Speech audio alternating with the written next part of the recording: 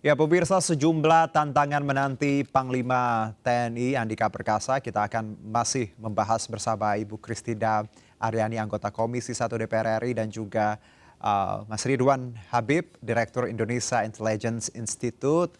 Selamat bergabung, Mas Ridwan.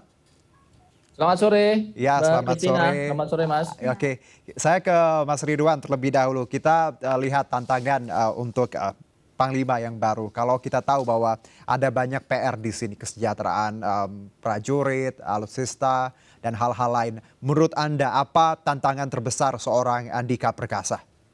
Ya, sebenarnya yang sudah disampaikan di hadapan Bapak Ibu Komisi 1 Oke. pada saat rapat dengar pendapat umum itu sudah baik ya. Tentu permasalahan pertama adalah bagaimana memastikan kesejahteraan, soliditas, kepatuhan hukum bagi internal prajurit TNI itu dilakukan. Baik. Kemudian yang kedua tentu prioritas-prioritas lain, misalnya kerjasama intelijen di Oke. wilayah-wilayah konflik, pengamanan perbatasan, dan juga yang disampaikan Pak Andika cukup menarik ya tentang bagaimana Indonesia ini tetap berwibawa dalam diplomasi militer dengan negara-negara sahabat. Terutama karena Indonesia ini kan negara besar ya, Oke. walaupun di sebelah selatan ada AUKUS, kemudian ada sengketa laut Cina Selatan antara Beijing dan Amerika, kita tetap sebagai negara besar yang berdaulat harus punya Oke. kewibawaan. Dan saya kira disitulah nanti kita lihat kepemimpinan Pak Andika. Oke, bicara mengenai masalah dengan terkait KBBI Papua, saya ke Mbak Kristina. Kita tahu Jenderal Andika juga meng-highlight persoalan ini dengan mengedepankan tadi tindakan humanis daripada kekerasan. Bagaimana Mbak Kristina melihat ini? Saya tertarik ya Oke. ketika kami mendengar apa yang disampaikan tersebut. Saya masih ingat beliau katakan win the heart ya. Alright. Itu satu hal yang dia sampaikan. Menurut Pak Andika saat itu bahwa pendekatan yang saat ini digunakan seharusnya sudah dimodifikasi lah istilahnya dengan beberapa pendekatan lain. Oke. Seperti itu. Jadi terus terang kami tertarik. Komisi 1 ini kan pada dasarnya we are open to suggestion ya. Ya. Siapa yang lebih mengetahui keadaan di lapangan seperti apa, karena kan ya kami tidak bertempur langsung di bawah ya Mas, jadi Iya. kami pastinya menerima masukan atau menerima laporan.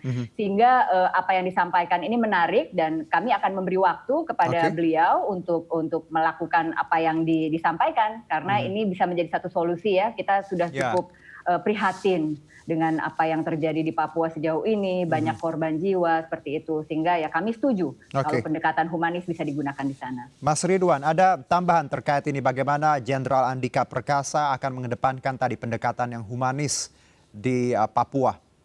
Ya, menambahkan sedikit Mbak Kristina tadi kan menyampaikan tentang bagaimana kasus Papua ini sudah begitu merugikan banyak sekali rakyat ya. Tidak Oke. hanya di internal Papua, tapi juga menjadi perhatian besar bagi seluruh rakyat Indonesia di luar Provinsi Papua.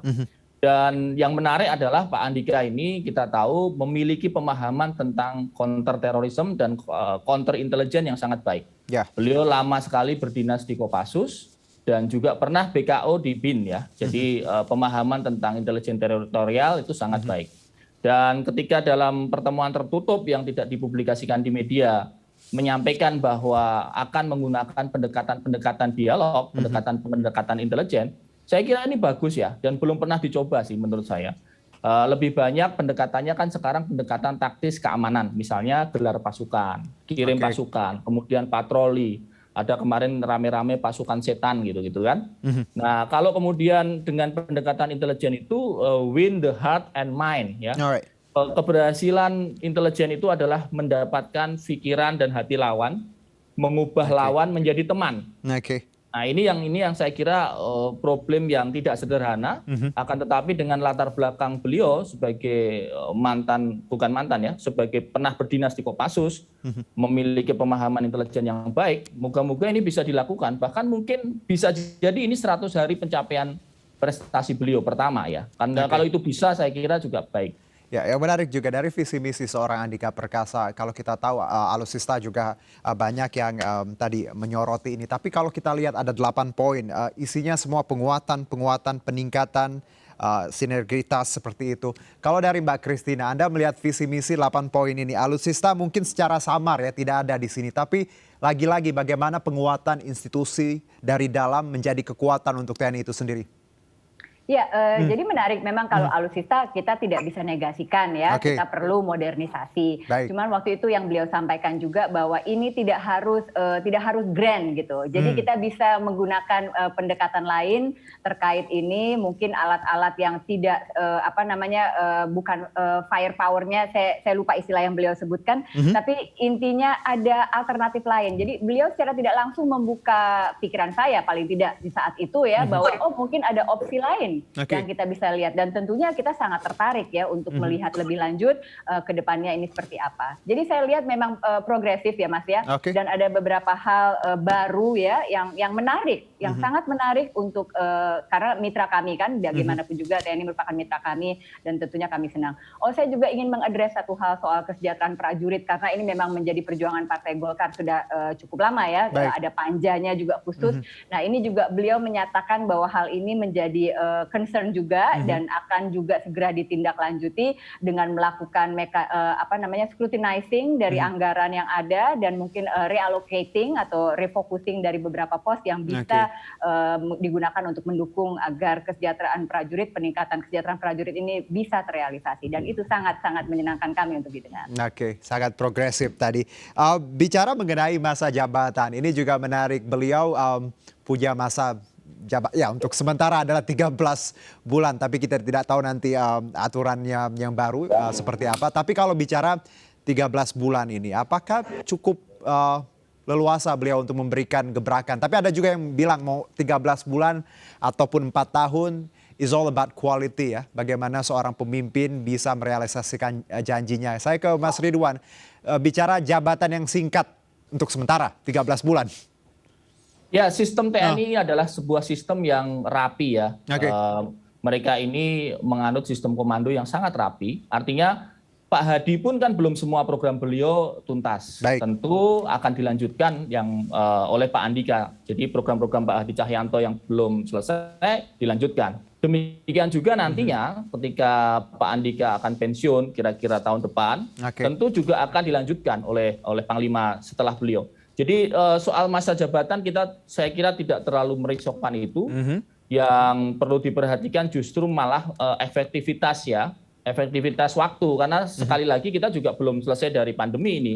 Jadi TNI juga masih punya kewajiban untuk membantu pemerintah dalam rangka menangani pandemi. Nah, selama 2 tahun kemarin program Pak Hadi ini cukup banyak terpengaruh oleh pandemi ya. Jadi ada refocusing mungkin Mbak Kristina yang lebih tahu lah. Mas Ridwan, refocusing anggaran. Singkat saja. Setuju atau tidak kalau wacana perpanjangan?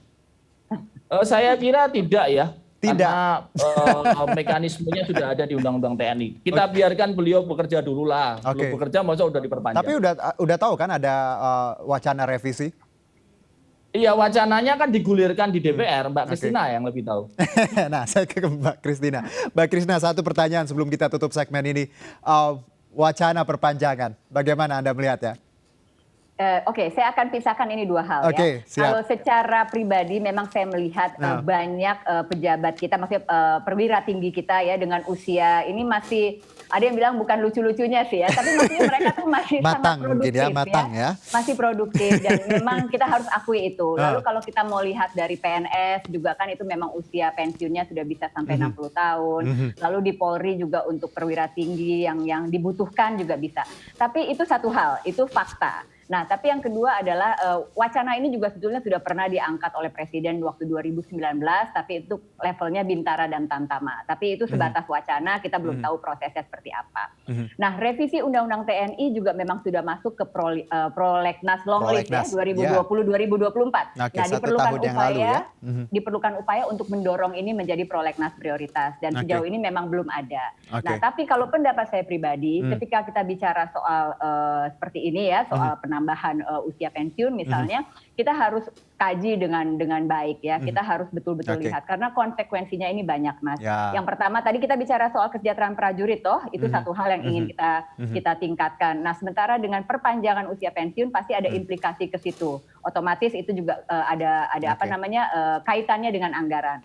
Lalu kita juga bicara soal tumpukan perwira tinggi gitu ya, pos-posnya dan segala macam. Nah, ini juga harus diperhatikan. Jadi I'm always open to everything that could be better ya in terms of ini. Tapi dan again kita harus kaji baik-baik. Jadi ini mungkin ya karena ini seksi sekarang karena Pak Andika ini mungkin fansnya banyak gitu ya. Anak-anak muda juga banyak yang suka beliau. Ketika wacana ini mengangkat, jadi seperti ini gitu. Tapi kalau kami di DPR posisinya adalah kami akan melihat, kami akan mengkaji, kami akan mereview sebelum menyatakan persetujuan. Undang-undang dibentuk oleh Presiden dan dengan kata DPR. lain Mbak Christina, it's not about yes or no, tapi open for choices ya, suggestions ya. Betul. Untuk saat ini. Mbak Christina Aryani, anggota Komisi 1 DPR RI, terima kasih sebelumnya atas insight dan waktunya. Salam sehat. Dan untuk Mas Ridwan, kita akan lanjutkan nanti dialog di segmen berikutnya. Kita akan jeda terlebih dahulu, tetap bersama kami.